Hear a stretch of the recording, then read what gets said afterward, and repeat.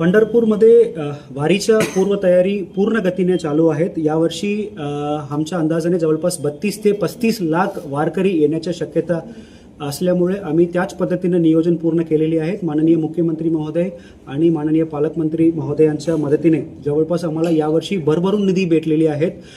Planning डिपार्टमेंटमधला आमच्या planning डिपार्टमेंटमधून या RDD मधून आम्हाला भरभरून निधी भेटलेली आहेत। आता पूर्ण गतीने नियोजन चालू आहेत।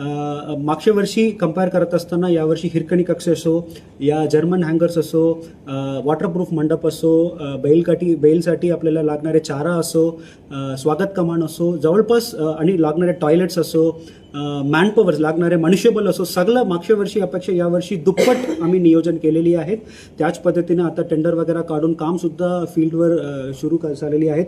या व्यतिरिक्त पंढरपूर शहरामध्ये असणारे अतिक्रमण काढण्याचे सुद्धा आता पूर्ण गतीने काम चालू आहेत। या व्यतिरिक्त ज्या ठिकाणी रस्ता खराब झालेली आहे ज्या ठिकाणी रस्ता अद्ययावतीकरणाचं काम करण्याचं काम पूर्णपणे चालू आहेत।